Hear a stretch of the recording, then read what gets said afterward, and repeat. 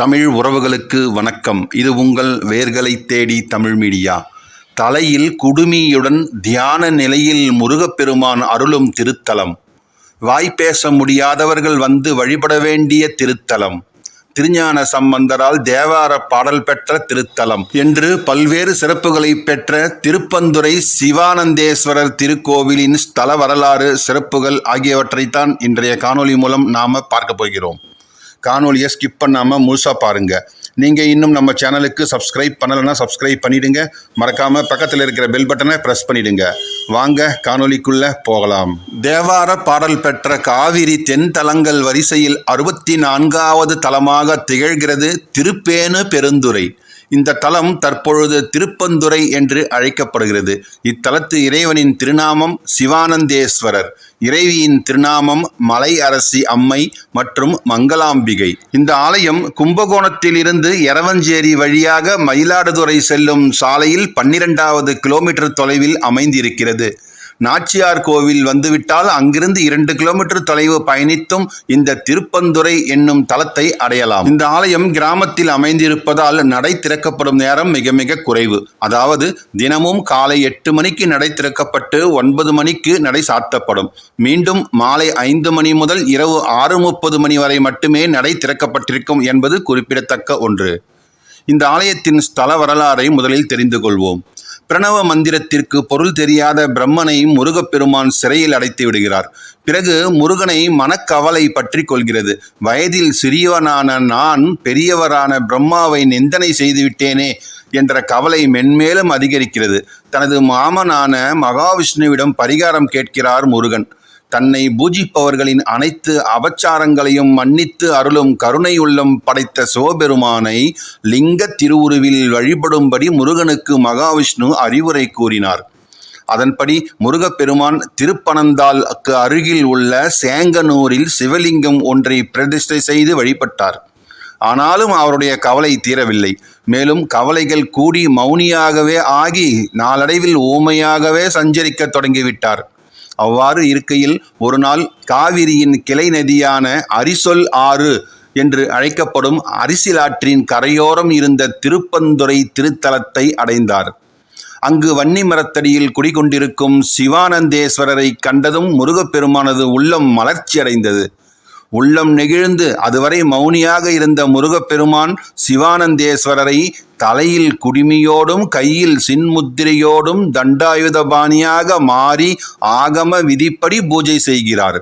முருகனின் பூஜையில் மனம் மகிழ்ந்த சிவபெருமான் முருகனை வாஞ்சையோடு நோக்கினார். அதுவரை மௌனமாக இருந்த முருகப்பெருமான் மகிழ்ச்சியடைந்தார். பழைய நிலையை அடைந்து மனக்கவலை முற்றிலும் நீங்கி சர்வ கலைகளிலும் வல்லவரானார். ஊமையாக இருந்த முருகப்பெருமானே இங்கு பேசும் பாக்கியம் பெற்றதால் பேச்சு சரியாக வராத குழந்தைகளை பெற்றோர்கள் இங்கு அழைத்து வந்து தரிசிப்பதை இன்றளவு நம்மால் பார்க்க முடிகிறது. எனவே இந்த தலம் மனக்கவலையை போக்கும் திருத்தலமாகவும் ஊமையாகிவிட்ட முருகனுக்கே பேச்சு வரவழைத்த தலமாக திகழ்ந்து பேசும் சக்தியை அளிக்கும் தலமாகவும் திக்குவாய் குறைய நீக்கும் தலமாகவும் வாக்கு வன்மையை அதிகரிக்கச் செய்யும் தலமாகவும் திகழ்கிறது. இந்த தலத்தில் முருகப்பெருமானுக்கு தேனாபிஷேகம் செய்வது மிக மிக முக்கியமான பரிகாரமாகும். திக்குவாய் உள்ளவர்கள், குறிப்பாக குழந்தைகளின் பெயரில் தேன் அபிஷேகம் செய்ய வேண்டும். அந்த தேனை தொடர்ந்து 45 நாட்கள் வீட்டில் வைத்து சிறிது சிறிதாக அருந்தி வர வேண்டும். அப்படி செய்தால் கூடிய விரைவிலேயே பேச முடிகிறது அந்த குழந்தைகளால் என்று சொல்கிறார்கள். ஆலயம் கிழக்கு நோக்கிய சிறிய 3 நிலை ராஜகோபுரத்துடன் அமைந்திருக்கிறது. எதிரிலே மங்கள தீர்த்தம் அமைந்திருக்கிறது. அதன் கரையில் கோவிலை ஒட்டியவாறு இரட்டை விநாயகர் சன்னதி அமைந்திருக்கிறது. குக விநாயகர், சாட்சி விநாயகர் என்று அவர்களுக்கு திருநாமங்கள் உண்டு. முருகப்பெருமான் இத்தலத்தில் தவம் இருக்க வந்த பொழுது இந்த விநாயகர் இரட்டை வடிவமெடுத்து அவருக்கு பாதுகாப்பாக இங்கு வந்தாராம். அதன் பிறகு இங்கேயே தங்கிவிட்டார் என்று கூறுகிறார்கள். அவர்கள் இருவரையும் வழிபட்டு ஆலயத்திற்குள் சென்று இறைவனை வணங்க வேண்டும். 3 நிலை ராஜகோபுரம் வழியாக உள்ளே சென்றால் கொடிமரம், பலிபீடம், நந்தி ஆகியவற்றை தரிசிக்கலாம். ஒரே பிரகாரம்தான் இந்த ஆலயத்திற்கு.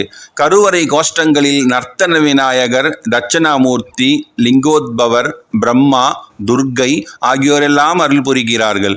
கருவறையின் சுற்று பிரகாரத்தில் விநாயகர் சன்னதி, முருகன் சன்னதி, கஜலட்சுமி சன்னதி, நவகிரக நாயகர்களின் தனி சன்னதியெல்லாம் அமைந்திருக்கிறது.